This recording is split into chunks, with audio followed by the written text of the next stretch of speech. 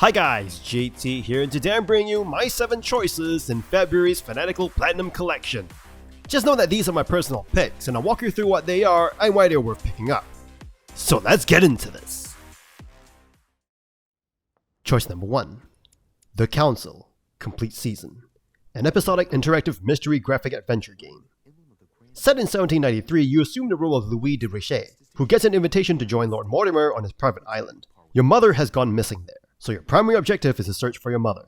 But you soon realize that there are bigger plots at play, and your mother is just another part of the puzzle. But so are the likes of historic icons like George Washington and Napoleon Bonaparte. The story starts out as an adventure before briefly turning into a murder mystery and then skyrockets into world domination and the occult. It blends history, art, culture, religion, and the occult in the most imaginative ways. This game does not rely solely on choices you make in conversations. There's a system of attributes and effort points that make things more interesting. Knowing when to spend and save these points is key, as you never know when you might need them. This is especially true towards later episodes where the best options are extremely expensive to choose, if you do not have the right attributes for the option in the first place. In each episode, there will be at least one point where you have to choose one path or the other. This game comes with some awesome puzzles, all logical and well designed.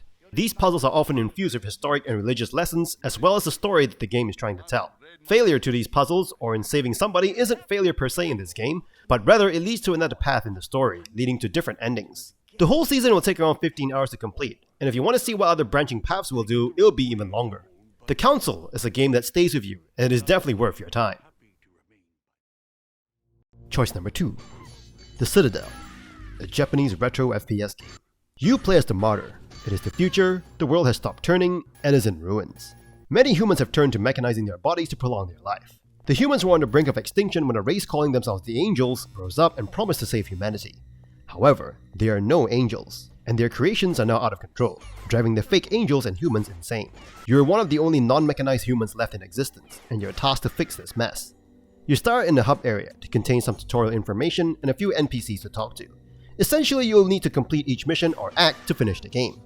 The first act you play is mandatory, but the rest can be approached in any order. Each act consists of 4 main levels and a boss stage. You'll be working your way through maze-like stages, collecting keys and defeating bosses in main levels, while the boss stage is a straightforward arena.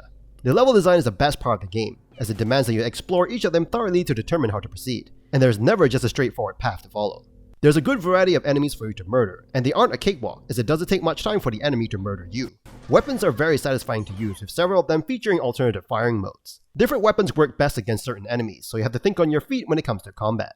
Bosses are bullet hell affairs, having you nimbly dodge attack patterns while unleashing your own hell. Rather than just looking after your health, you also have to look after your oxygen, which determines the sprint time, and food, which determines the max level of health and oxygen.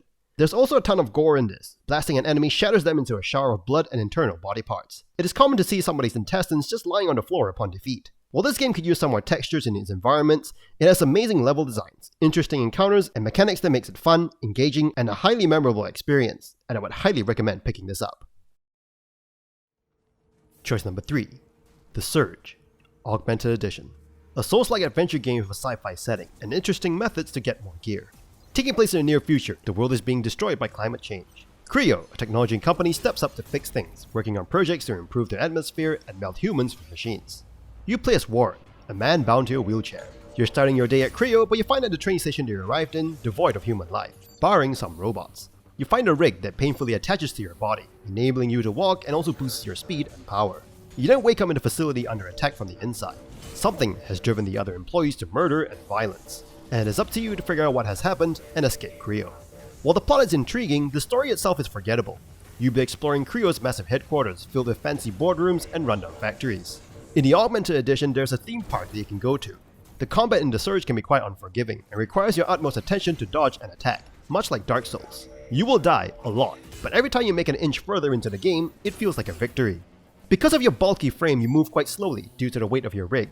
However, fighting still feels fast-paced as you move more deliberately to attack. You have your health bar, stamina bar, and an energy bar. The energy bar fills up as you attack, and you can use to summon a drone, or exchange it for healing, stamina gains, or other temporary buffs. Or you can use it to perform finishing moves, targeting, and cutting off a specific limb of an enemy. Performing finishing moves gives you a higher chance of an enemy dropping a piece of loot from whatever body part you chopped off. You can equip these parts immediately, upgrade them, or even break them down into parts to craft new gear or upgrade your existing gear. Crafting in this game is very easy, and the loop of chopping limbs off of enemies, stealing their gear, crafting and upgrading your gear can be very addictive. You can also collect implants to further customize your gear. Implants allows for things like giving you a health boost, increasing the effectiveness of your health consumables, or even more creative things like spending your health to slow down time, among others. The boss battles in The Surge are actually quite interesting, though there are only a handful of bosses. Each boss in this game has a gimmick about them that you need to figure out and overcome. The Surge is definitely a hidden gem that you should experience, especially the Walk in the Park DLC, which is available in the Augmented edition. Choice number 4. Trials of Fire, a procedural fantasy roguelike game with turn-based card battles. Set in a blighted fantasy land, you'll pick a trio of adventurers from a pool of 9. You then embark on a series of quests across procedurally generated maps. This game is presented in a literal storybook fashion, with the game map sketched across the pages, while your characters are depicted as pop-up paper figures. Between you and your key objectives are regular points of interest, like small settlements to ancient ruins, cursed temples, prowling monsters, and spooky forests. Encounters are presented in journal format with descriptions of situations and choices that you can choose. Some choices require a skill check, while others will trigger a fight, transporting you to a 3D combat map, arising from the book's pages. Combat is a blend of turn-based strategy and card dueling. On your turn, your characters draw 3 cards each from their respective decks, which vary widely depending on your class. On your turn, your characters draw 3 cards each from their respective decks, which vary widely depending on their class. The combat feels awesome, thanks to the abundance of animations whenever an attack is performed on screen, like seeing arrows fly out from your side of the board to attack the enemy when a ranged attack is initiated. The way cards work in this game makes it quite special. I won't go into it in detail, but know that the card gameplay is very engaging. Being a card game, there's a lot of strategy involved. In addition, the card battling is further bolstered by an RPG system. Winning battles and completing quests level up your characters, letting you upgrade cards in your deck or replace them with more powerful abilities. New weapons and equipment will also expand your deck, like increasing the defense of your characters or giving new abilities like the headshot ability for a bow. RPG elements also work against you. Traveling across the world can tire your party out, causing the deck to be filled with fatigue and exhausted cards that do nothing but clog up your hand. Reaching a quest objective usually triggers a challenging boss fight that will test your brain and your deck. If your party is wiped out, the quest is over, but failure still grants you experience points, unlock new cards, and new characters like the Witch. While the story isn't anything to revere about, the blend of RPG, roguelike, and card battling gameplay makes up for an awesome game. Choice number 5. Fallout 3, Game of the Year Edition. An open-world FPS RPG game that was ahead of its time when it was first released in 2008. Set 200 years after the Great War, you play as the Lone Wanderer, a vault dweller in Vault 101.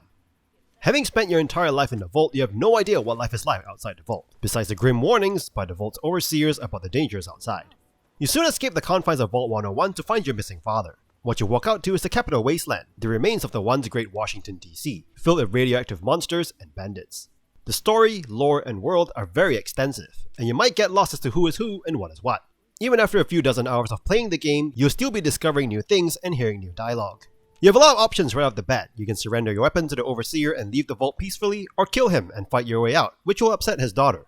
The beginning can be quite slow, but if you stick with it, you'll have a very enriching RPG experience.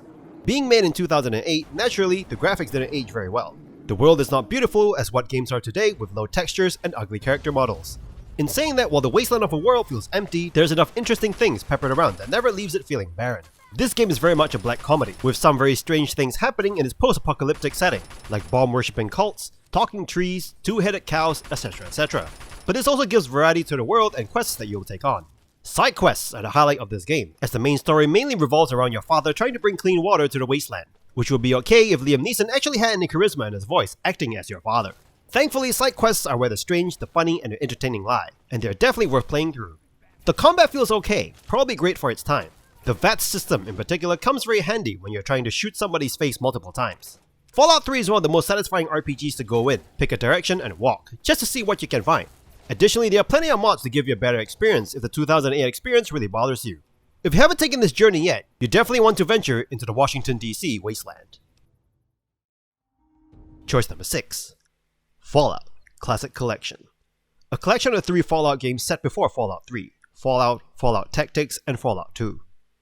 It is 2161, and you play the Vault Dweller. You're sent out on a mission by the Overseer of your vault. You must find a replacement water chip somewhere in the wasteland. As the descendant of the Vault Dweller, you take on the role of the Chosen One, leaving your village and striking out across the wasteland to save it from drought and famine. The world is open for you to explore. You must navigate the complex social dynamics of this strange world. Will you bring hope or terror and death? Fallout 1 and 2 are masterpieces. They are both true open world games.